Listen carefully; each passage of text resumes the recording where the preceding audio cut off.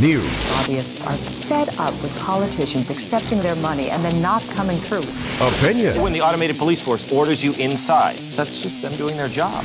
remix. Even lost my job partially due to the whole global warming issue. Increase in oil prices. This guy's scared.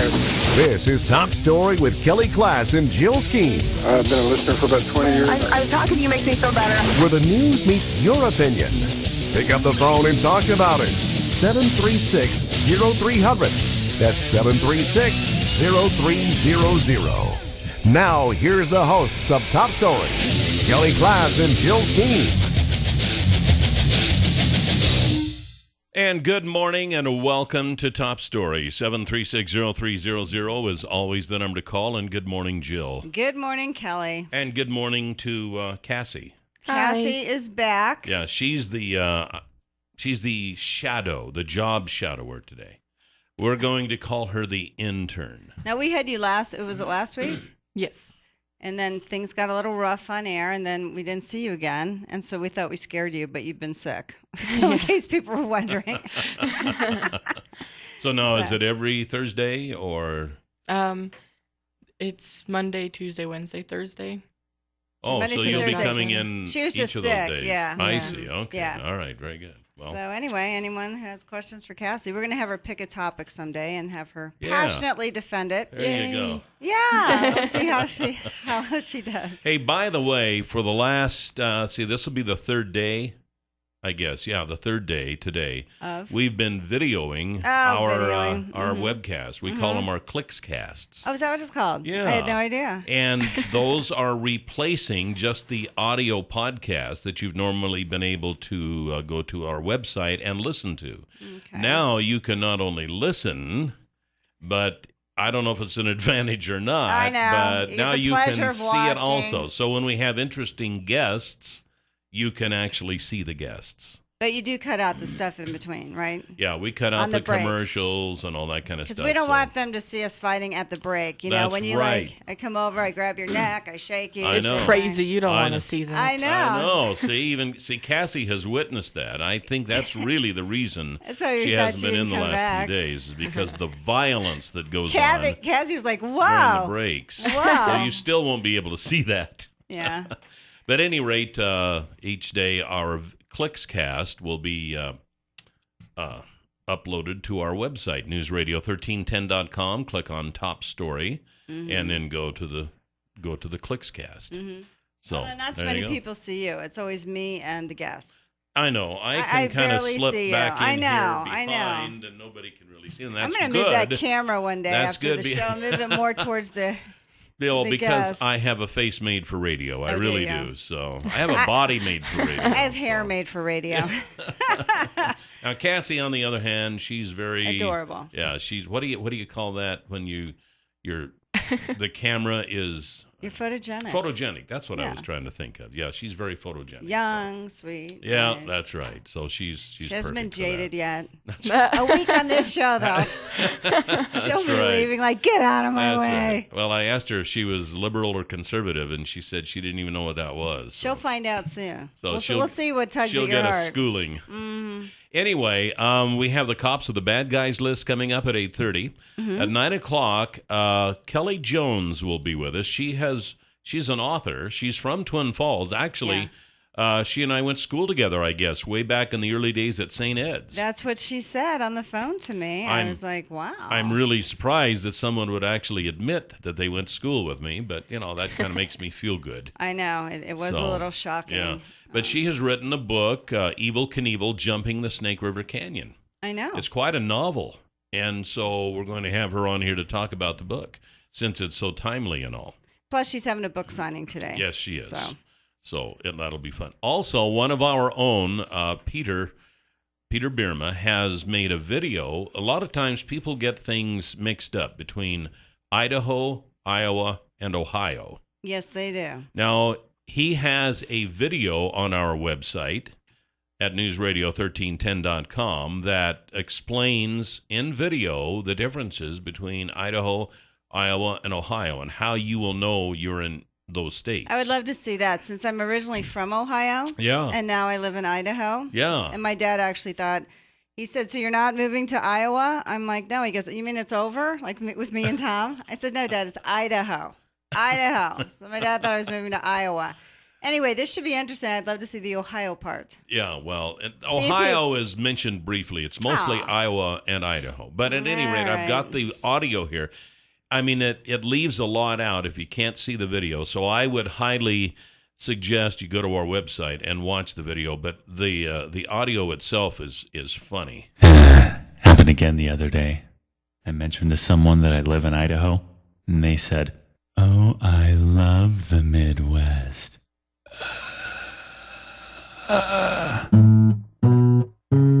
Idaho is a very different place than Iowa right here.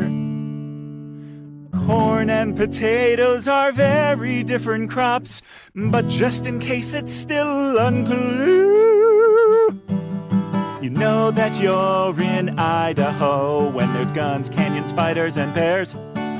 When Colbert makes fun of your bright red state, it means that you're probably there. No one can pronounce either state capital. We're one state from Washington.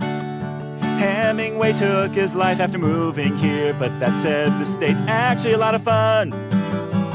Red state, blue state, Northwest, Midwest, Sarah Palin, Johnny Carson, Ashton Kutcher, Aaron Paul, the Snake River Canyon, and the Field of Dreams. Iowa City's got the best pedestrian mall. This is Idaho. Iowa is way over here. Much more than potatoes. It's also got the fling.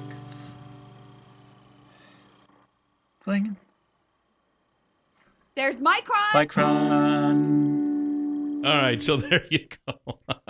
I remember. I didn't even hear Compliments of Ohio. our own Peter Bierman. Yeah, that was very good. He's actually a musician. Yes. So in case people are wondering. Yeah, so he did a very good He's job. very So go to our talented. website, newsradio1310.com, and click on the video tour of the difference between Idaho and Iowa.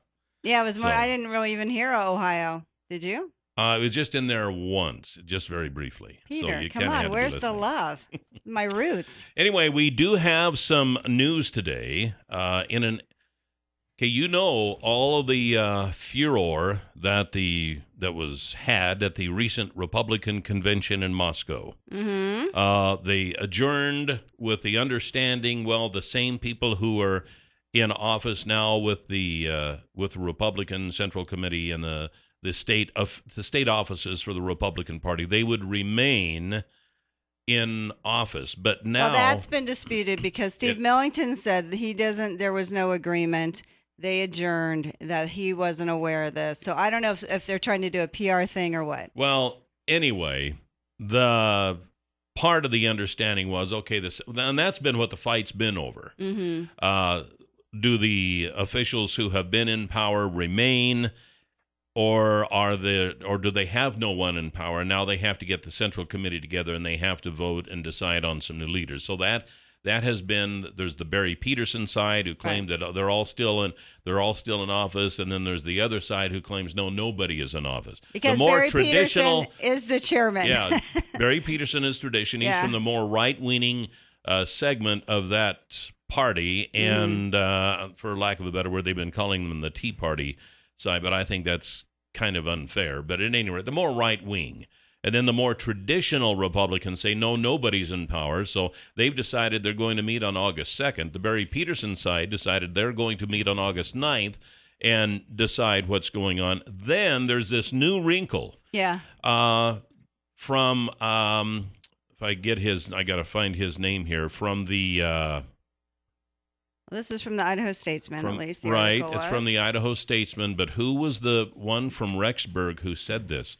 Was it Razor? R-A-S-O-O. Cornell Razor, a former Bonner County commissioner, announced that the existing officers and state party platform would all remain in place. But he said, oops, I inadvertently misread the rules. What? He said during a telephone interview Tuesday, it was my fault, not Raul Labrador's. Oh, we wouldn't want to hurt Raul Labrador's reputation. It's really that simple, he says. The rules are written in a way that pertinent information is split between multiple sections. Article 5 and Article 6 of the convention rules, for example, deal with nominating and voting on state officers. Similarly, Article 1, Section 5 of the state party rules note the party chairman is elected at the state convention. Only 8 pages later, in Section 16, do the rules specifically say the chairman serves a 2-year term. Mm-hmm. He says, I missed that. Did he? Mr. Razor said. Mm-hmm. That's what happened. I didn't read all the pertinent sections.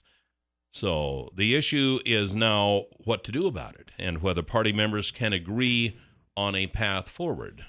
Now they're having 2 different meetings. One August 2nd, August 2nd, one that's August the more 9th. traditional. Mike Matthews, who is the first vice chairman, I believe, chose, it was up, anyway, he said they're going to meet on August 2nd.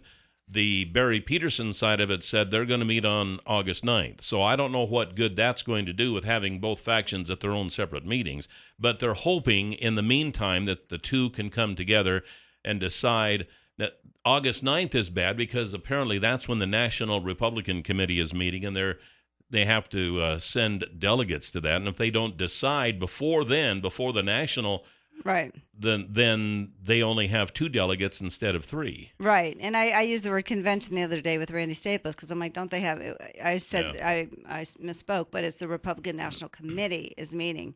So it will hurt our state. I don't know what they're trying to do. I mean, I don't know how you get these 2 people together, these 2 groups. And this is kind of a microcosm of what's happening across the country. I mean, when you had the Mississippi Senate election the other day, and the Tea Party far right, McDaniel lost, and Cochran won, and now he's like, really they're talking about the conservatives have left us, and maybe starting their own party. You see even Sarah Palin's talking about this, maybe having their own conservative party, but did the conservatives leave them, or is it the people say, no, we don't want to go there? You know what I'm saying? Admit that maybe your platform and your ideas are not what they had in mind. And so he hasn't. So I think this is happening across the country. And I think the Republican Party has a severe divide going on.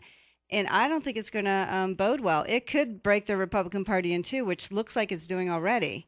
And if you sit on your ideological stumps like they are, you can't get anything together. Right now, you have 2 meetings going on in Idaho. So one decides one thing, one decides the other.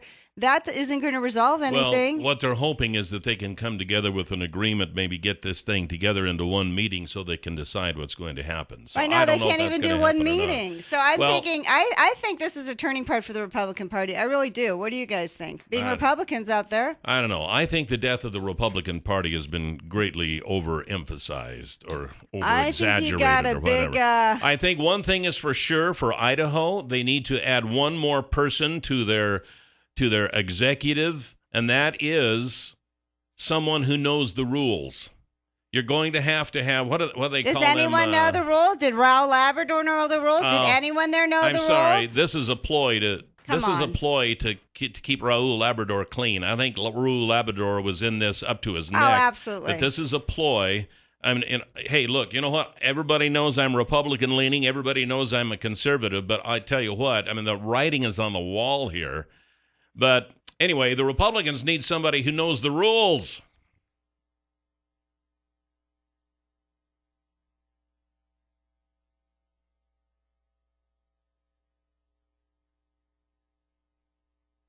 Seven 7360300 is the number to call at 8:30. We have the Cops of the Bad Guys list coming up. We have callers waiting.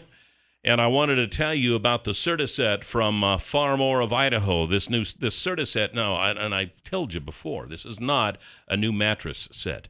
This is a pipe set. You put these pipes out in your field, and then there's attachments on your equipment that lift the pipe up and set it back down behind you so that you don't have to move the pipe before you can harvest your crop. This really works well in alfalfa hay. As soon as you get the crop off, bingo, you can turn the water back on. You don't have to have a crew come in and move the pipe out or move it back in. It just stays there, and you work around it. It allows you to work around it. They can explain it better than I can at Far More of Idaho. Give them a call, 324-3341, or at farmoreofidaho.com, and they can tell you all about it. 736-0300, top story. Whoop, they couldn't wait. What about this one here? Top story, you are on the air. Good morning. Good morning. Yeah, good morning, guys. And to that little gal you got there, Cassie. Figure out what conservatism it is and stick with it. Oh, Go liberal, whatever you do. Anyhow, you know what you were just saying, Jill. Yeah. You know what has happened to the Republican Party? Nothing has happened to the Republican Party. It is some of the Republicans have thought, well, I've got to keep up with the Joneses and make everybody happy. They will not stick with their guns. The thoughts of turning, my opinion, say, let's pick a subject, say abortion, will never change no matter what anybody says. Why don't we say gay marriage? Pardon me? Why don't you say gay marriage, since that Okay, seems gay to marriage. be Gay marriage. overruling the country. My opinion on gay marriage will never, ever change, because I'm not going to change my opinion to fit in with anybody. Because what I am is what I am, and I will not change that. No how, no way. But anyway, there's still, like in Mississippi, on that election, I was listening. I heard some of the advertisements that Cochran put out. You know, and this is from a Republican telling people, well, if you vote for that guy because he's part of the Tea Party, they're going to take away your welfare. They're going to take away your food stamps. And education. He said education. He was taking away. Too. He said that too. But that has nothing to do with it. They're not doing that.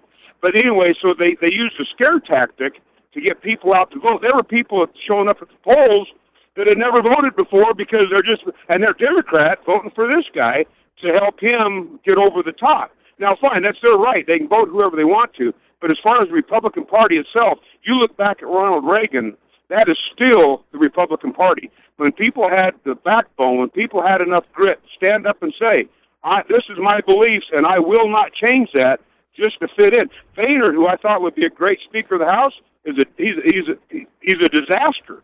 Because I have a question for you. So I want to see if you agree with me or not. Part of my outlook on this whole thing is that the Republican platform or the conservative platform is not leaving the people. The people are leaving conservatism. Well, I completely agree. Oh, so what does that say? I mean, but what does that say? Well, if you don't mind, I'll tell you what it says, Jill. What that says is those are the people that are gonna change their lifelong beliefs just to fit in, just to make somebody else happy. Like gay marriage, you mentioned that a second ago. That is something 20 years ago was unheard of.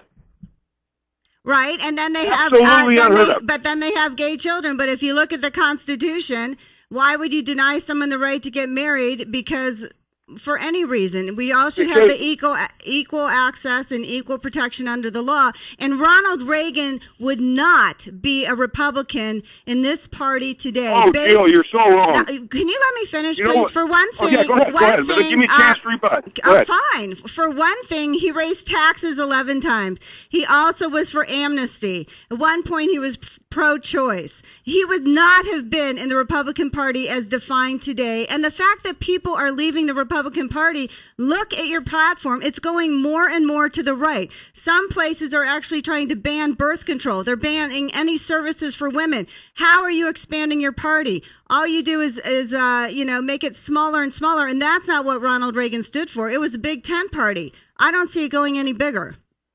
No, the Republican Party, conservatives, like I'm no longer a Republican. I said that here a couple months ago when they raised that last debt ceiling. I've had it with these guys.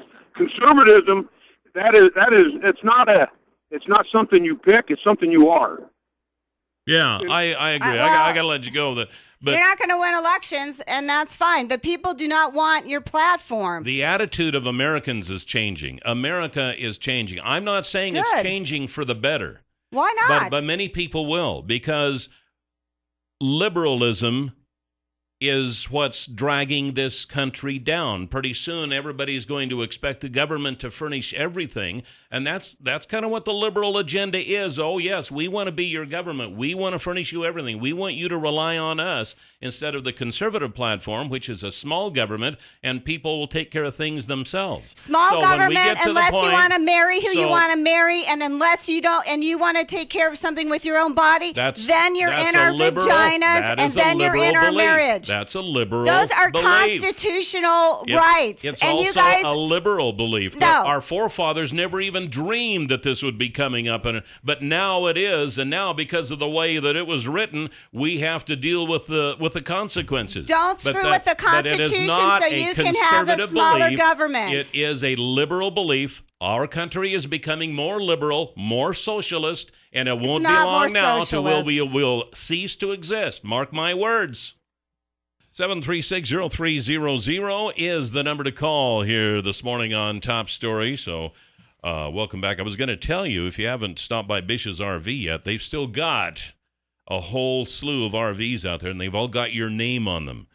So you could take your pick, and from Autumn Ridge, Dutchman, Cougar, Montana, Voltage, Northern Light. It doesn't make any difference. They've got them all. This is one of their 4 stores in the state. So if you don't find what you want at the Twin Falls store, chances are you will find it at one of the other stores around the state. They are the largest RV dealer in the state of Idaho. Bish's RV, stop in. They got a complete parts and service department. They got everything you need when it comes to your RV. So tell them that Kelly and Jill sent you. Mm-hmm. Okay, here we go. We have with us this morning Sergeant Ken Mencl from the Twin Falls County Sheriff's Office. Good morning, officer. Good morning. Good Sergeant, how are you today? Great. Good morning. Thanks. And now you're replacing Dan Thompson. So you're going to be our regular. Yes. And so welcome. Thank you. Did he warn you about anything at all? He said Jill can sometimes be a little crazy. What? Is that right? Did you bring your taser on you? Give me that taser. Anyway, well, welcome. We're glad to have you. He was wrong. A lot crazy is more like it. Stop. Okay, so you got some bad guys for us today. I do. I've got one. We are looking for a Michael Jared Keller. He's out of the Buell area. Mr. Keller's 5'11". He's 168 with brown hair and hazel eyes. And he is wanted for aggravated assault, which is a felony, and his bond is $100,000. He's got 2 warrants, actually. He's also wanted for domestic battery in violation of a no-contact order, and that bond is $10,000. And he's somebody that the sheriff's office would really like to see come to our jail. Oh, wow. Yeah, that would be nice. So now, if someone knows where this guy is, they can make a few bucks, right? Yes, they can through Crime Stoppers. All right. What do you have that number? Yeah, I don't have Crime Stoppers' number handy on me, but they can certainly call our non-emergency dispatch line at 735-1911. And information leading to the arrest of Mr. Keller, we'd certainly hook him up with Crime Stoppers and see the reward could be paid out. All right. That's not You bad. know, people could use a little money in the summertime, don't you think? A little gas money for the boat. I think so. Yeah, a little beer money. Hey, That's you know. right. And then get in a wreck. Right. Now, you said we're having a little bit of a problem. We are. This time This of is year. known as the worst 100 days during a year during the summer. And the summer months bring out a lot of people wanting to enjoy the weather and go out and recreate and have a good time. And have no common sense at all, right? Common sense sometimes seems to fleet people, yes. So has this been an especially bad summer? You know, in the couple of weeks that we've been working, we've seen some extraordinary things, some real tragedy. We've seen quite a few car crashes. In fact, a couple of weeks ago, one resulted in the death of an individual. Those are never fun crashes to go to. No. Crashes aren't fun at all, but when it involves somebody who's lost their life, that makes it specifically tough on the first responders to have to deal with that. So what is it about summer that brings this on? You know, a lot of times people just get focused. They get focused on what they're doing, where they're going, people they're hooking up with, going to have a good time. And I think a lot of times they just forget that there's people around them, and they have to worry a lot more about just themselves and the bubble that they're in, but the bubble that everybody else is in around them. Well, there was a study, I think it was like a week or so ago, that said more car accidents are like Friday afternoon than any other time, because you're probably thinking, oh, what am I going to do for the weekend? I'm going to meet my friends tonight, blah, blah, blah. And if everyone's thinking that, can you imagine? You know, it was interesting the other day. I was driving around Twin, and I wasn't in my patrol car. And it's amazing to see what some people are doing when they don't see a police car in the area, you know, texting and Were you sitting there no drainage saying, and- "Oh, where are my lights?" Exactly. Yeah. Now, could you have pulled them over anyway, even being off duty? I wouldn't. No. You wouldn't? And it'd have to be a very extreme case, and in that situation, I probably just got on the phone and get an officer there to take care of that. Yeah, it's amazing what people do. Huh? What's the weirdest thing you've seen people do in their car when you pulled them over that caused a problem? The texting seems to be a really bad problem right now. Is it? The other day, I was following a girl down Blue Lakes, and she had her sunroof open, and the music was up loud, and she didn't have her hands on the steering wheel. They were up through the sunroof. And she was just having a good time driving down Blue Lakes, and it was 5 o'clock in the evening with lots of traffic, and she was impervious to the fact that there were other people on the roadway. She was just having a good time. Did you pull her over? I did, yeah. So that kind of ruined her. It's like a buzzkill, huh? Well, she got a warning, so she was really grateful that she didn't get a ticket, but we just discussed, being safe. How old was she? Was she Cassie's age? She was she was a minor. Cassie. Now, Cassie, do you ever drive and text? No. That's No, the right answer. Evans, no, I don't either. Never. I don't. I always drive with my hands I on 10 and know. 2. Or is it 3 and 9 now that they're? I thought it was 10 don't and 2. know. Did I they learned change 10 it? and 3 2. and 9? I don't know what the DMV keeps up with. There's different course of thought for each. In law enforcement, they teach us 3 and 9. Oh, they do. 3 and 9. Oh, okay. I was taught 10 and 2. Well, I was back in the old days, before they had power steering and automatic transmission. So I think back then it was 10 and 2.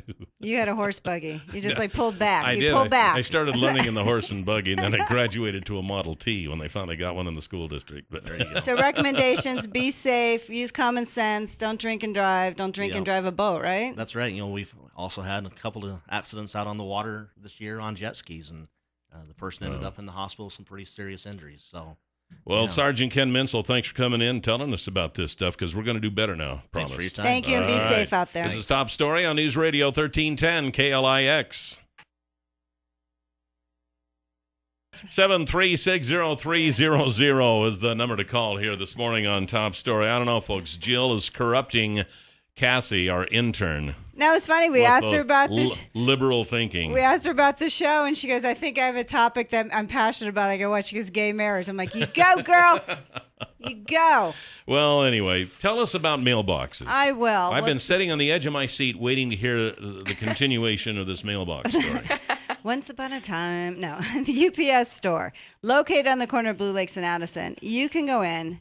You can rent a mailbox. And you say, "Jill, why do I need a mailbox?" And I'll tell you why. Because if you have a home business and you don't have a retail location, you don't want people coming around your house looking for you. You want a mailbox that you can go get your mail. No one knows exactly where you live. If you're moving, if you're worried about the security of your mail, go to the UPS store, rent a mailbox. But you have to tell them that Joe or Kelly sent you in order to receive the 1, 2, or 3 additional months free. And, of course, that's based on the length of the lease that you rent. So go to the UPS store, and while you're there, you can ship, you can package, you can buy a cute little animal card. There's no drop-off fees for prepaid packages or mail, and you can easily design or upload your projects from any place, anytime, and they'll print them for you. So go to the UPS store, tell Charles and the crew, Joel and Kelly and Cassie sent you. There you go. Yay. Coming Yay. up at 9 o'clock, we'll be talking to Kelly Jones. Yes. She is the author of the book, and I have the bookmark right here, Evel Knievel Jumps the Snake River Canyon. That's right. So very, very timely stuff here. I don't even know if that's an accurate title. He doesn't jump it. He never jumped it. I know. He fell into it. Maybe it should have been Evel Knievel fell into the Snake River Canyon. I have to say, I was there and I saw that. And I know there have been people come out, including the ones now who are working to jump the canyon. They say, "Oh, no, he made it across, but the wind blew him back." Yeah. From What the do you angle say, that I Kelly, was Klaas? looking at, I'm sorry, but I don't agree with that. He didn't even make it a tenth of the way across the canyon. He was, but anyway. Pshaw. Yeah. Kelly says pshaw. Who am I? I'm just Pshaw. an eyewitness. You were just the one. No, you were calling it. I You were was. calling it. Anyway, we got a caller. Okay. 7360300. Top story. You're on the air. Good morning. Good morning. Good morning, Kelly. Good morning, lovely Jill. Hello, young lady. Cassie, you listen to all these people that are conservatives. They're not inclusive. The world is all its communication is becoming one. So we all got to be inclusive of different religions, different of everything. So just think for yourself. Don't be either a liberal or a conservative. Think for yourself. On another topic, Kelly, isn't what's going on in the Magic Valley right now with all these low-paying jobs and stuff, but giving benefits to the rich and powerful corporations that come up here? Isn't that what Reagan called trickle-down economics? Yeah. Well, it's obviously not working here, so I don't know. Conservatism, take it for what it's worth. Economics, they're not economically sound. I think it was voodoo economics they called it. Actually, it doesn't work. The trickle-down economics kind of encourages you to better yourself in life, but the liberal side of it is, oh no, everybody has to get the same amount of pay, and we have to force all the businesses and everybody to pay higher and higher and higher. See, that just encourages everybody to not go out and try to improve themselves. It's up to the government. It's up to big business. It's up to all these businesses they work for to improve their way of life. It's not for them to pick themselves up by their bootstraps and improve themselves. You see? So that's just another way where liberalism fails. Liberalism is turning us into a generation of mush. So really? No, that's not what trickle-down economics is. They were saying if you give the tax breaks to the biggest corporations, it will trickle down and everyone will do well. And if you can see right now, it is not happening. Corporations, between the CEO and the worker, they're making over, 260 times what the average worker is making, the highest in probably history. It's not trickling down. They could pay their people a living wage so that the government doesn't have to subsidize their wages.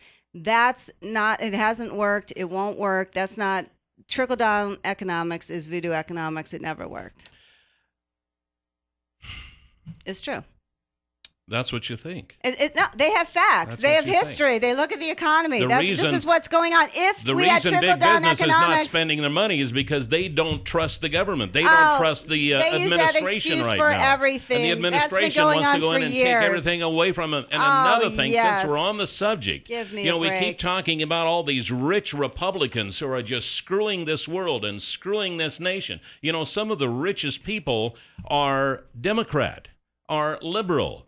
They go after Mitt Romney because he's worth $250 million, but yet they ignore Oprah Winfrey, who's worth $2.1 billion. So talk about... What does that mean? What do you mean, my what does gosh, that mean? What we're talking about is why are these people then going against raising the minimum wage? Why are they going against equal pay for equal work for women? Because the government shouldn't be able to tell you how much you're going to pay your help. And yet we are subsidizing their workers. So we are paying for these companies who are not paying their people a living wage. Is that right? Why don't they pay them a living wage? That's because of the liberal welfare system. It's not because of liberal welfare system. Of course it is. Oh, at least they're getting food stamps because they aren't making it at their company. You know what? When they get a higher minimum wage, everyone does better. The economy does better. But why are the Republicans constantly voting down rights for women, equal pay for equal job? Oh my God! Why? Oh my gosh! 51% of the country are women. When women do better, families do better. The country is becoming more liberal. They're leaving the conservative ways. I would too. They don't back any policies for any kind of else. Deny people health care, deny people food stamps. Let's get the kids off any kind of food stamps to help these children that are starving. Let's not increase the minimum wage. Let's not give women the same equal pay. Can you imagine that? They actually voted against that. They voted against refinancing for student loans. Even though you can refinance your house, you can refinance anything. The Republicans blocked that. So give me a break. Are they really for the middle class? I don't think so, but their big concern is let's give more tax breaks to the wealthy, but to refinance student loans so they could close a tax loophole for the wealthy, they're not doing that. Give me a break. I would leave the Republican Party. I would never even be a Republican. I don't know how women are Republicans. I have no idea. You are a liberal thinker, and I understand that. Great. I have come to denying accept that, people Jill. marriage based on their sexual orientation. That's not smaller government. That is big government. Get out of our lives. 7360300. Top story. You're on the air. Good morning. Good morning. I don't know where to start because I had a couple of comments that Jill just missed. Anyway, my two comments is the liberal economy is showing how it really works. We just shrunk in the first quarter of this year. We shrunk 3%, and that's Obama.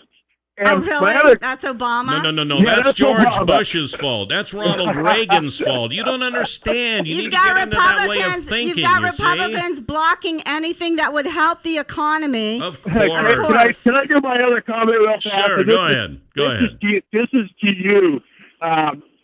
If you're a conservative, you are definitely against Common Core. You can't be on the fence because if you're a conservative, you're against smaller government, not bigger government.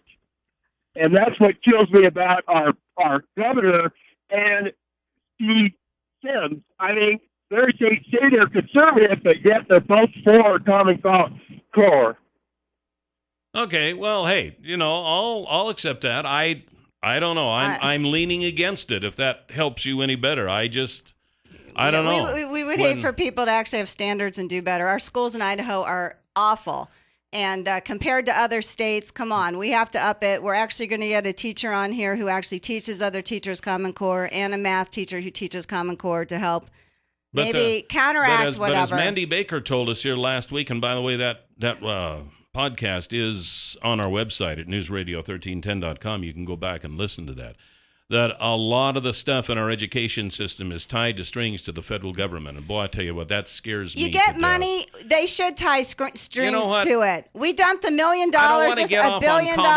My gosh. I want to take there the next should be caller. Strings attached when you give that kind of money. See, that's the liberal way of thinking. There should be strings attached to the no federal government in accountability. everything we do, which there is. You cannot do anything in life now without some heavy hand of the federal government coming down on you, keeping an eye on you. You can't do that. You can't do this. Oh, you're going to do that? Well, then here, we got all these fees and all these permits you got to get. Well, let me say one thing. When Henry Paulson and they bailed out the banks and the Wall Street, the guys who screwed over how many people, and they gave them billions and billions of dollars with, guess what? No strings attached.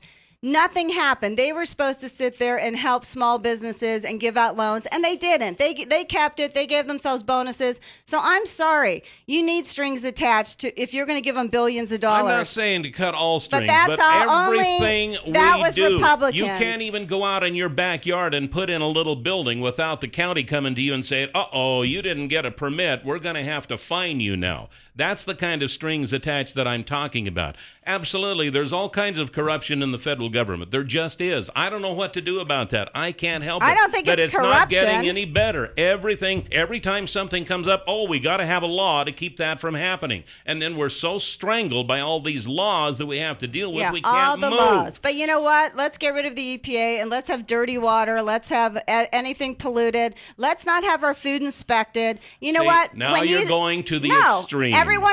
Anybody who's... The conservatives want to wipe out the EPA. They want to get rid of the agency. Not all of them Give me a break. Not all of them Your national Republican candidates wanted to. 7360300. Top story, you're on the air. I don't even know where to start. Oh, come on, Kyle. Start somewhere. Oh yeah, Jill. I mean, come on. What? You have at least admitted, even across the table from me, what? That we probably agree on a lot of stuff. And we do. The problem is we agree on all kinds of stuff. We don't agree on how it's supposed to happen. We don't agree that the government is supposed to be out of our pocket. You want them in our pocket. We want them out of our pocket. Trickle-down economics works. It does not. It does too. It did not, Kyle. It hasn't. It hasn't. Let me talk, Jill. Let me talk. If you pull out the companies in this place, what would happen? The place would fold. For every employee that has $1 and goes out, spends $1, 60 cents of that dollar stays in the community at least 3 times. That's what trickle. You guys keep corrupting everything. We say we want to limit the EPA. You guys say we want to get rid of it. We want dirty air, dirty water. We don't want any of that. We want the government to be reasonable about everything. Yes, we don't want dirty water, but we want jobs. We don't want the government to keep shutting down jobs and then paying out welfare, which you like, but yet you grumble about subsidizing. And then you want everybody to have higher paying jobs. Now, how much do you pay? Well, you don't buy burgers, but if you went to McDonald's and you bought a burger and those guys are getting paid $7, $8 an hour. Now you're going to pay them $15 an hour. How much do you think that burger is going to cost? Do you think the middle-class people are going to be able to afford to buy that burger? No. So the amount of people buying burgers are going to go down. Now what's going to happen? People will lose their job. You know, you guys are just ridiculous. You guys go to the extreme on everything. But that's actually not what the evidence has shown. When people are paid more, they can afford more, and it helps the economy. And you should be upset that we are subsidizing corporations for not paying their people well, and those people who are working 40 hours a week are getting food stamps because they can't afford to live because of the poor wages these huge corporations are paying, paying these people not even to be able to live. And we as taxpayers are subsidizing their workforce. Do you think that's good? If that's not welfare, whatever. But let's just keep it down at $7, $8 an hour. No one can live on $14,000 or $16,000 a year. Maybe in Idaho, anywhere else, no. And you know what? If the burger was, I think they said it would be 70 cents more. So be it. People can afford more when they're making more. And that's evidence. Go look at the facts in the economics. Coming up next hour, we will have Kelly. I've been calling her Kathy Jones. It's Kelly Jones. It's Kelly. It's your name. Kelly. How could I forget that? I have no idea. Kelly Jones will be our guest next and she's a novelist. She's written several books, and this one is called Evel Knievel Jumps the Snake River Canyon. So it should be interesting this next hour here on Top Story. Hey, welcome back to Top Story. 7360300 is always the number to call. Welcome back, Jill. We're going to say goodbye to Cassie now. It's 9 o'clock, Cassie. so she's going to go and shadow other parts of the station here. So if you're watching the podcast, you can see her walk out. There she goes. I think Cassie decided she was a liberal. Well, the verdict is not in. Only took one segment. Boom! I don't think it's that bad yet. I think it is. Don't worry, folks. We haven't lost her yet. No, we have. I don't think so. Oh, yes. Anyway, this is going to be fun. We have Kelly Jones with us. Kelly is from Twin Falls, living in Boise now. She is an author. She has written several books. And the latest one, Evel Knievel Jumps the Snake River Canyon. And she's going to be having a book signing today. So we just as well have her come on here and talk about it. Good morning, Kelly. Good morning. Well, good morning, Kelly and Jill. Yes. How are you doing today? I'm great. So you're from Twin Falls. I grew up in Twin Falls, yes. And we actually went to school together, I guess. Well, you were several years younger. Okay. Oh, my goodness. Same grade school, though. Yeah, St. Ed's. Okay, St. Ed's. good. Yeah. I didn't think anybody was older than I am, but... There are a few of us still out here. Unfortunately, right, Kelly? Now, you are an author. You live in Boise, and you're coming to Twin Falls today for a book signing. What's this all about? I am. I will be at Elevation 486 this afternoon from 4 to 7, signing my latest book, which is a novella and short story collection. And it's called Evel Knievel Jumps the Snake River Canyon and Other Stories Close to Home. So, Kelly, we thought your title wasn't accurate. It should have been Evel Knievel Fell into the Snake River Canyon. Well, you'll have to read the story, and you might be able to figure out why I said he jumped it. Oh, okay. I get it. So what kind of stories are in this? Is it about what happened, or what could people expect from this book? Well, as Kelly said, I have written several other books, and they've been based in places like Paris, France, and Florence, Italy, and Munich, and I have another one coming out early next year that's set in Prague. And this story is very different because the title story, of course, is set in Twin Falls, Idaho, where I grew up. And the other stories... it's not always mentioned in the stories where they take place, but you do get the feel that these are happening in small towns. So these stories are very different from what I have been writing. Excuse me. The title story is about the summer of 1974 when Evel Knievel came to Twin Falls. And I talked to several people. I was there. I watched the jump. And, of course, you hear stories from people in Twin Falls, where they were when Evel Knievel attempted to jump the Snake River Canyon. It's like, who shot President Kennedy? Where were you? People Yeah, remember. It's almost that type of thing for people in Twin Falls. But anyway, after talking to several people, and I have a brother who is quite a bit younger than I am, so he was, I think, just on the verge of being a teenager when this happened. And his stories, they seem to be the ones that really showed what was happening in Twin Falls, kind of the innocence of the town versus the big-time promoters who were, not always real honest. So I wanted to tell a story about, the people of Twin Falls and how this affected them. So the story is told from the point of view of a 10-year-old boy. Okay, I see. So then your brother is kind of that 10-year-old boy. No. Oh, he's not. Oh, okay. No, but some of the things that he told me that he saw in Twin Falls that summer, I thought, this is pretty exciting for a child. I mean, it was exciting for a lot of people in Twin Falls, but when you picture a child seeing all these motorcycle gangs coming into town, and I guess the city park was, a campsite for these people that were coming to watch the jump. Yeah. And down at Shoshone Falls. Yeah, oh yeah. What do you remember seeing since you were at the jump? How far away were you? And do you remember seeing our own KLIX call the event? Well, when I was living in Boise at the time, so I actually just went to Twin Falls to watch the jump. And I have family still there. My parents are still in Twin Falls. Oh, okay. And we were sitting behind the Holiday Inn. I think there used to be maybe a golf course back there or something. Yeah, there was, as a matter of fact. I forgot all about that. Yeah, because I remember sitting in the grass, and so we had a pretty good view. Of course, back in 1974, there was a lot of empty space. Right, exactly. And so just sitting behind the Holiday Inn, we could see it quite clearly. And I mean, I remember watching it. Of course, he went straight up, straight down, and we all thought he was dead. You remember it the way I did. I told you I wasn't crazy because so many people say, oh, no, he actually jumped the canyon, then the wind blew him back. And I keep wanting to say, that's malarkey. Yeah, what I saw was he went straight up and straight down. That's and what of course, I saw. We know now that the parachute, I don't know if he pushed the button or if it was a malfunction. Yeah, and that's still in dispute.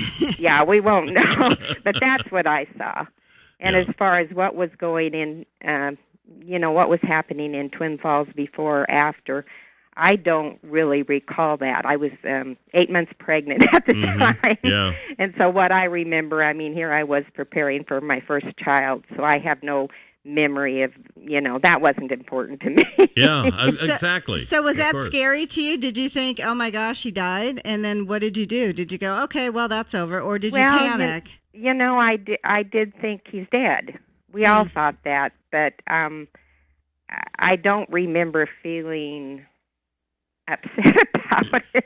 Well, here, that was his decision to do that, Here's kind of the thinking that I had about it at the time, because I was in radio back then. We were getting calls from radio stations all over the world. Right. And everybody had the idea that he's either going to make it or he's going to die. Yeah. Right. And until he didn't make it and didn't die, it really didn't dawn on us who were thinking that until that point. It's like, oh, yeah, I guess he doesn't have to die if he doesn't make it, He could live. That was kind of the way we thought. If he doesn't make it, he's going to die. Yes, and I think that's what he thought, too, really. He was either going to make it or he was going to die, but he was barely injured. He had a few scratches on his face, and, of course, that set off a lot. I guess you'd call them riots on the canyon edge. These people had paid $25, and here was this little sputter.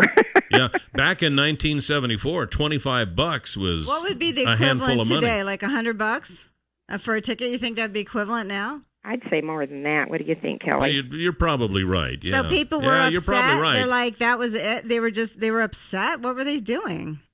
Well, they burned down the porta potties. They burned a lot of Twin Falls vendors had set up stands to sell food and whatever. Yeah. And the crowd rioted.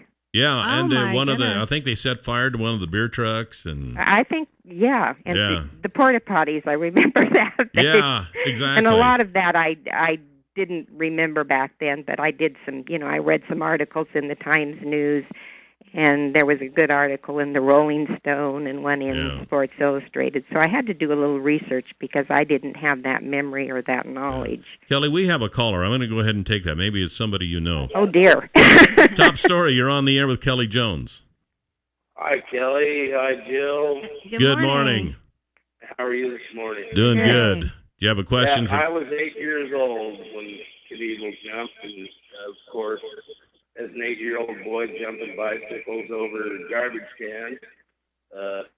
You're in my story. No kidding. Who is this? I'm just saying the boy who tells the story is 10 years old when he's telling it. So any boy, any man who was 6 to 13 at that time and has memories of that, read the story. Read the story. And then tell me if I got it right. You can go to the book signing today and get you a copy of this book. I most certainly will. All right. Great. I was listening a couple of days ago, and you were talking about the dog whisperer, Caesar Milan, and I know Jill's having problems with her cat. Yeah. That's actually Jackson Galaxy. Jackson It's Galaxy? the cat whisperer. Oh. There you go. So go to Animal Planet, and I know she's having problems and grieving. Yeah. We've dealt with that several times. We have 5 cats ourselves. Wow. Now today she woke me up at 4, but I have to say, I won't take away from Kelly. We'll talk about this a little later. So anyway, but thank you. Yeah, thanks for All that. right, hey, wait a minute. Yeah. Yep. Jill. Yeah.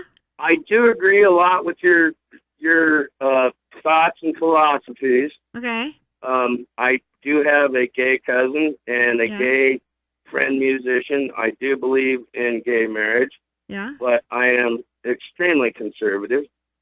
So do us all listeners a favor, and when somebody makes a point, please don't talk over them.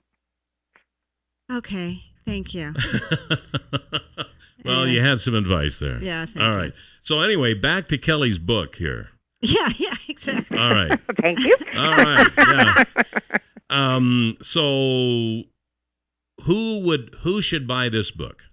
Well, the book is written for adults. It is from the point of view of a child, but it's written for adults. My granddaughter, who's only 11, asked me if she could read it, and I kind of thought, I'd rate it PG-13. Oh, okay. There are a few things in it. It's definitely not a book for children, but it's a book for people that enjoy reading about the area, that enjoy kind of looking back at a more innocent time. And I'd like to mention, too, especially for Kelly, it is a collection of short stories, so there are 5 other stories. The Evel Knievel story is a novella, so it's about half of the book.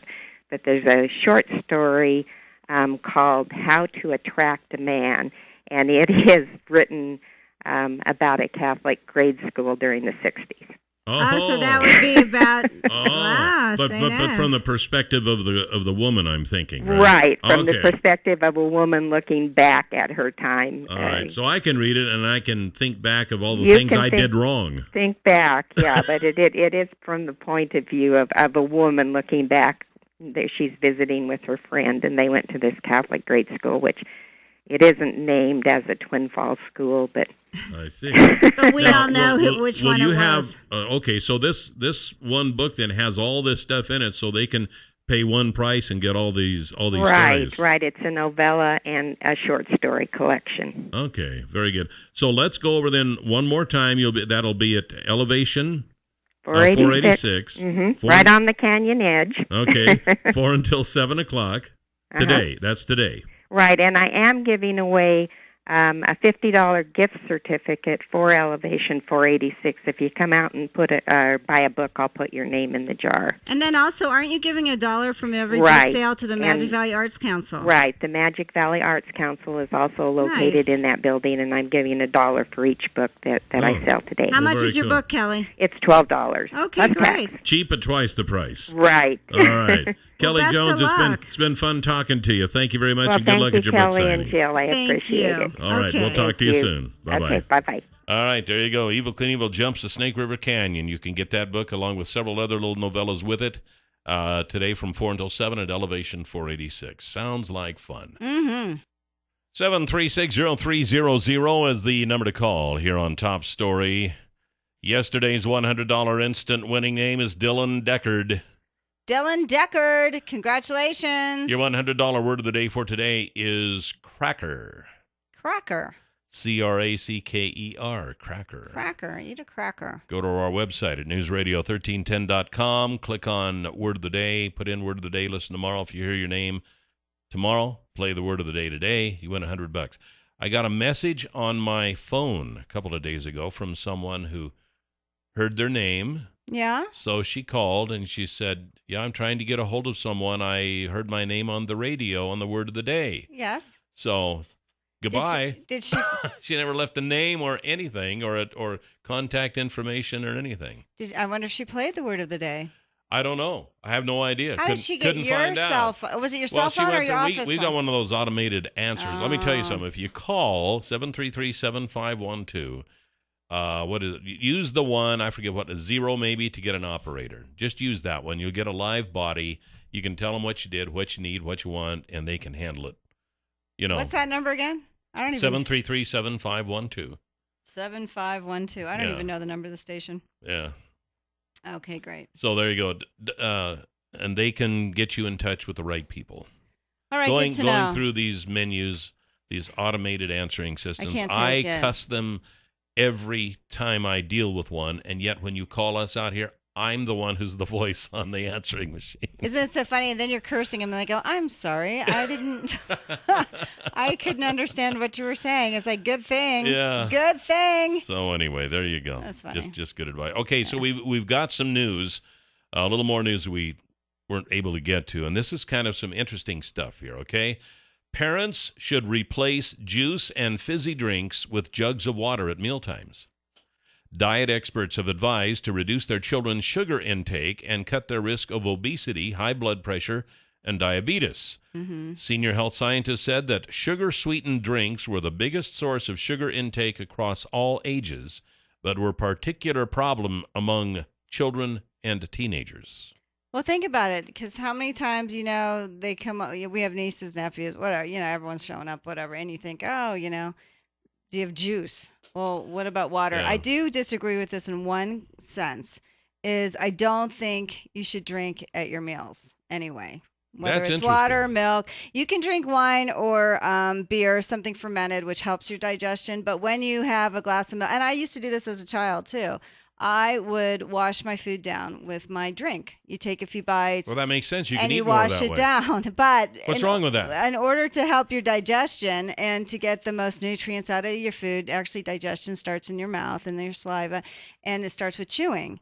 So the more you chew, the more nutrients you get, the easier on your body for it to digest. So, when you drink. So beer or wine is okay. Well, yeah, but anything else is bad. Yeah, it's true. It's fermentation, which is good. But the thing of it is, and you don't gulp it, but the thing of it is it dilutes your digestive enzymes. You wash down your food so you don't chew well. And that's what happens. Or you get filled up. A lot of, I used to teach those kids cooking classes at CSI, and I would ask these little munchkins, they were 5th to 7th graders. At those ages, they still tell you the truth. And they would say when their parents would get a milk or chocolate milk or soda or whatever before the meal, they drink it, they get full, and then they don't eat really what's nutritious. Yeah, absolutely. So, you know what? I tell them, so I would have them not drink at their meals for a week, and I would have them tell me how they felt. And, you could drink before or after, maybe 20 minutes after. But during it, you help wash down your food and you don't really chew and you don't get the most out of your food. It helps your intestines, did they helps feel better? Everything. Yeah, they did. The little pumpkins were so cute. I mean, I had them eating vegetables. It was amazing. One girl had like 3 helpings of sauteed kale. And, they don't get those foods. Yeah. And then their bodies are craving it because their parents feed them the same things. Go to any restaurant, you see the kids, chicken fingers and fries, or pizza, or burgers and fries, or it's like, and they would tell me they were bored with their food. Who could eat the same thing 2 or 3 times a day, let alone every time they go out? This generation is kind of being raised with restaurant food, isn't it? Well, it is. And then the parents like, oh, they have chicken fingers, and it's like, okay, well, maybe you should order an adult meal and split it between your kids. Have a healthier meal. You know what I mean? Yeah. You can't. They're not going to grow up eating that and then at 18 magically eat vegetables. They aren't. I'm sorry. I hate to break it to you, but they aren't. I know sometimes, and I have this inkling that if I am craving something, like yesterday, I went to my mother-in-law's. She gave us a little bag of fresh radishes right out of the garden. Did she? And I Nice thought, for man, you. that sounds good. So I reached in there and grabbed some. I kind of feel when we are craving something like that, that's our body telling us that you need something that's in that. Yeah, you need something, or you're trying to make balance. So a lot of Yeah. times if you eat something too salty, like say you do a bag of potato chips, not that you ever do, Kelly. No. But then, and then maybe you'd want a candy I don't bar. need just one bag. Or candy bar. Or if you've eaten a candy bar, a lot of times you crave something salty. It's your Yeah. way to make balance, your body's way to make balance. So that's a way to control your cravings too. It's very interesting. I do agree on a lot of this. I don't agree with drinking jugs of water at dinner. But just everybody should drink more water and less of the Yeah, other stuff. yeah, probably, definitely huh? cut them off the juice, or dilute the What juice. about those little things that I got, those Mios, that you squirt, those sweeteners that you squirt in the water and flavored water? What's it made with, Cal? What's I don't, what? I How don't many know. ingredients I are can't in there? pronounce that stuff. What Then do you don't mean? put it in there. Enjoy your water. 7360300 is the number to call. 7360300 is the number to call here this morning on Top Story. Get a hold of Kelly at 404-2997. He's with Stanley & Company. He has the Lowen Honey Loader. He's sold several of these throughout the Magic Valley, and if you would like to look into purchasing one of these and you want to see it in operation, get a hold of Kelly, and he can take you to where one of them is working and operating, and you can kick the tires and talk to the owner, and maybe he'll even let you try it, Or you could go next to it and see if you can beat it 7 miles an hour for That's them. And right. how fast can you do we'll that? Give you a scoop shovel. Go. And you can go against Have the a Lowen race. Honey Loader, which loads all types of manure, from liquid to frozen and dry. It's 7 miles an hour. Yeah. That's pretty darn good stuff.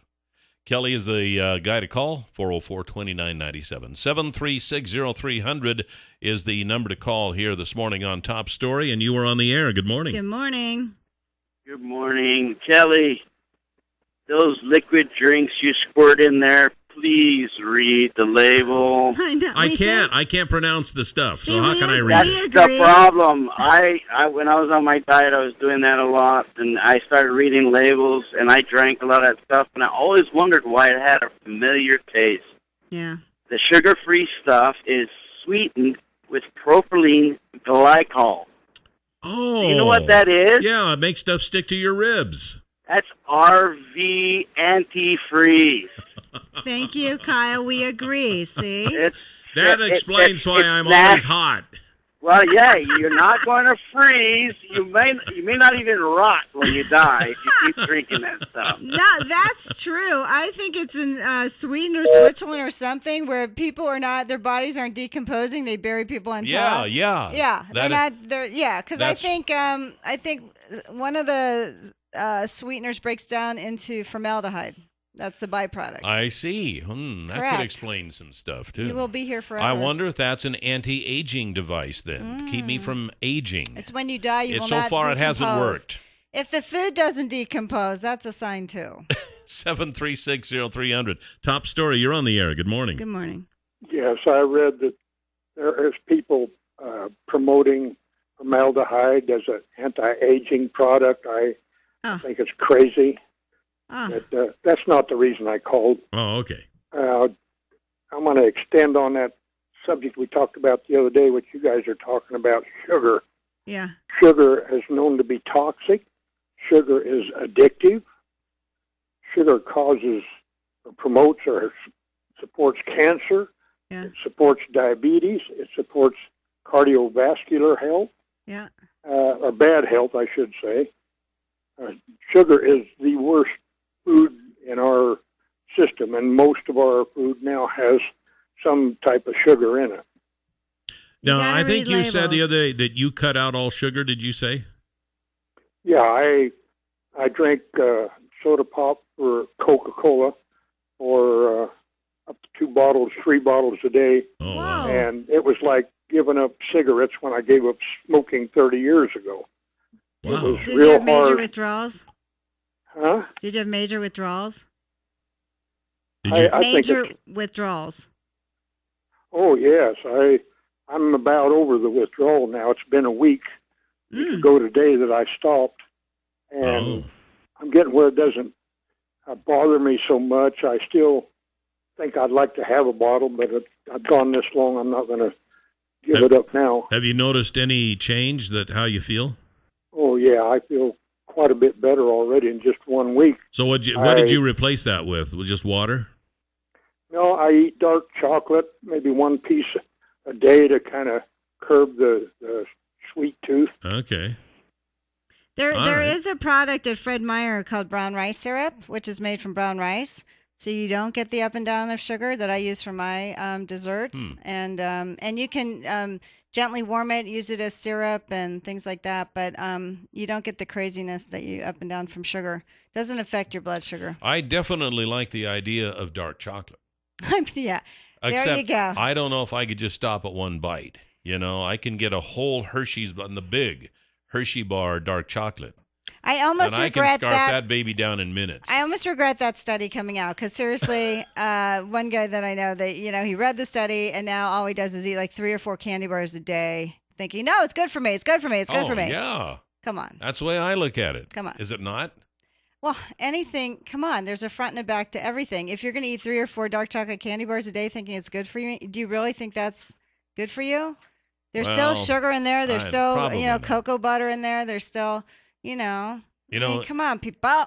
Eating is so difficult. No, it's not. It really is. Stop eating like a science experiment and go back to natural food, whole grains, vegetables, soup, beans. We do have a couple happy. of tomato plants and a couple of those What's crooked better neck than squash that? growing in our little. I made a little riser planter. My cookbook, a lot of great recipes for you. I forgot about your cookbook. Soup. How could you? Come on. All right. Well, hey, we've got a new Supreme Court ruling when we come back here on Top Story. 736-0300 is the number to call. The gentleman called back, talked to me during the break, and said he thinks I might be addicted to sugar. He might be right. I think it's more than just sugar. I think that's an accurate prediction. I am addicted to food. I'm on a seafood diet. Kelly, I have tried. I know. I've tried over the years to help you. And I have lost weight, and it just bounces back because I just enjoy eating. So I think I'm going to try just drinking water. I've heard that if you just drink water, that'll... Then this is what people do. Then they go on these radical, crazy diets. Again, anything with the word "die" in it can't be good. DIET, cannot be good. So anyway, just do normal. Stop eating like a science experiment. Eat some whole grains, vegetables, beans. Yeah, I don't know, man. That's tough. Fruit. It's not. It can be delicious and healthy. Those donuts that Doug Mon brings every Friday morning. I mean, they're so good. Anyway, you got to read the book. You know what? This gentleman should read the book Sugar Blues. If he has, I read that in college, and I stopped eating sugar in college. Really? Because of that book, Sugar Blues. We raise sugar beets around here. Which I go to sugar. I know. I'm sorry. Sugar Blues by William Duffy. Okay. Anyway. There is a new Supreme Court ruling as of yesterday. Police have to obtain a warrant before snooping through your cell phone, delivering a unanimous decision that begins to update legal understanding of privacy rules to accommodate 21st century technology. Police agencies argued that searching through data on cell phones was no different from asking someone to turn out his pockets, but the justices rejected that, saying a cell phone holds the most personal and intimate details of someone's life and falls squarely within the Fourth Amendment's privacy protections. What do you think about that? 736-0300. I agree with that. That's one of the decisions I agree with lately. Think about everything you have on your cell phone. Oh, yeah. I know. You got your girlfriend's addresses and phone numbers, your boyfriend's addresses and phone numbers. Those sex pictures you take, sexting. Yeah. I tell you what, it's all right there. The fact that technology now allows an individual to carry such information in his hand does not make the information any less worthy of the protection for which the founders fought. Yeah. Chief Justice John Roberts Jr. wrote in the unanimous opinion, "Our answer to the question of what police must do before searching a cell phone seized incident to an arrest is accordingly simple. Get a warrant." I agree on that one. I agree on that one. We'll have to ask Grant Lobes about this when he comes in next time. I don't think that's the equivalent of emptying your pockets. You don't carry everything you own, all your personal information in your pockets, in your phone. It's amazing. I think that's a good ruling. 736-0300, top story. You're on the air. What do you think of the ruling? Good morning again. Well, hello there. Hello. You're on the air. Yeah. Your frustrations with Kelly's eating habits. Yep. You know exactly how all of Magic Valley feels. Oh, no, wait a minute. I have some fans. Wait a minute. We're talking about the Supreme Court ruling here. Come on. The justices even said police cannot check a cell phone's call log because it could contain more information than phone numbers. What else could your call log contain? Pursuing the call log is a violation of privacy that can be justified only with a court-issued warrant. What else could your call log have? Like texts? Is that what they're saying? Don't know. Probably. I don't know. Legal analysts said the ruling will change the way police operate, but predicted investigators will adjust. Well, they'll just go back to the way they used to do it before cell phones. Yeah. Before you had cell phones. We managed to get by without cell phones. I know. I'm sure that this is not going to be a huge impediment on law enforcement. I mean, it might not be as handy or as easy, but it's not like we've always had cell phones that they could look at. Privacy advocates, meanwhile, said the ruling should ignite a broader rethinking of protections at a time when Americans are putting more personal information online. Yeah. Which really is funny because we say this is great, the Supreme Court ruling, that they can't look on our phones, and yet you look on the social networks and the stuff that people put on there. I am shocked at the things that people put on there. I know. They talk about their relationships with someone. Oh, I met this guy, da-da-da-da-da-da-da. And yet then they turn around. Then they turn right around and they'll write something about how I hate all these people who put all their political stuff on here. It's like, well, maybe those people see it the other way. Anyway, Senator Patrick Leahy, Vermont Democrat and chairman of the Senate Judiciary Committee, said Congress should extend the same privacy protections to email. Senator Ron Wyden, Oregon Democrat and a member of the Senate Select Committee on Intelligence, said GPS information should be protected. GPS information? Oh, where you're located? Yeah, like where you're at. On your phone. At a time when the details of a person's whole life can be in their pocket, the Supreme Court sent a clear message that Fourth Amendment rights still apply in the digital era, Mr. Wyden Well, get a warrant, but a lot of times the GPS has solved a lot of crimes. Oh, no, I wasn't there when I killed her, and then you find out where they are. I agree, but how are you going to... No, I say get a warrant. I agree with this decision. Yeah, because you can't have it both ways. You can say, well, you're a nice guy, so your rights are protected from GPS coordinates, but this guy over here, he's a scumbag, so we're going to go ahead and use it. I think it's good. Well, it's time now for the Huckabee Report, brought to you today by Waddell & Reed, as always, at 736-6563. You can hear the Huckabee Report each weekday at this time, brought to you exclusively by Waddell & Reed. Laura Nelson, Josh Funk, and Steve Stanger, financial advisors. And the number is 736-6563. Okay, I just want to make one statement. I know there's sugar beet farmers out there. This is my advice, too. Instead of using the artificial sweeteners, the aspartame, the saccharin, the da-da-da-da-da, use the sugar instead. If you're going to make a choice, I prefer you use the sugar over the artificial sweeteners with the chemicals that Actually, aspartame, when it was originally created, it was supposed to be for a pesticide until it was a rat poison, wasn't it? Yeah, until they touched his lips. He was smoking a cigarette. It was like in 1898, and then the guy goes, "Wow, this is sweet." Boom. Anyway, that was instead of rat poison, yeah. we'll make an artificial sweetener. Right. So anyway, that's my compromise on that. If you're going to choose between the two, choose the sugar. All right, there you go. Yeah. Okay, I've saved myself a little bit. Oh, also, I've told you about the UPS store. So go to the corner of the UPS store is what I was going to say. Go to the corner of the UPS store because they are in the back. Rent a mailbox. They're actually located on the corner of Blue Lakes and Addison. And if you tell them that Joe or Kelly sent you, you'll receive 1, 2, or 3 additional months free depending on the length of the lease you choose. But you have to tell them Joe or Kelly sent you. You can do packing, shipping, buying cute little animal cards. They're open on Saturdays, so if you have a yard sale and you need extra copies of something, just run there. They'll make copies for you. No drop-off fees for prepaid packages or mail. Go to the UPS store, corner of Blue Lakes and Addison. Tell Charles and the crew that Jill and Kelly sent you. What? You were going to do your field day. That's right, I was. I saw that look. It must be my memory. Can sugar affect the memory? It can. Okay. It can. Hey, what was I going to say? Oh, the other thing is the U.S. is about to play Germany. They said ready in 10 minutes. Go! You do that pretty good. You do that very well, as a matter of fact. I taped it, but I said it's not going to help because we're going to probably hear it all over the radio. Well, speaking of hearing it all over the radio, this Saturday at the KOA campground in Jerome, the Magic Valley Amateur Radio Club, as you've heard me talking about this week.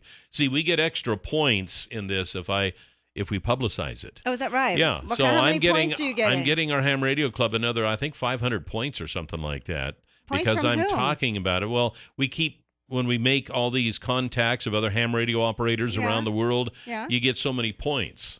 So if you publicize it, then you get more points you can add to that. So that's what I'm. So come on over to the KOA this Saturday. It starts at noon, and we'll have our tent set up. We'll have the new tower trailer set up that me and another guy built for the club, and a few others went in on that too. So we're pretty proud of that, and we'll contact people all over at least U.S. and Canada. Yeah, and it's for 24 hours. You guys are going to be 24 hours. Kelly won't be, but the hardcore ones will be. It's a ham radio club event. Okay, good. So it'll be fun to see you there. We'll see you tomorrow. Goodbye, Jill. Bye, Cal.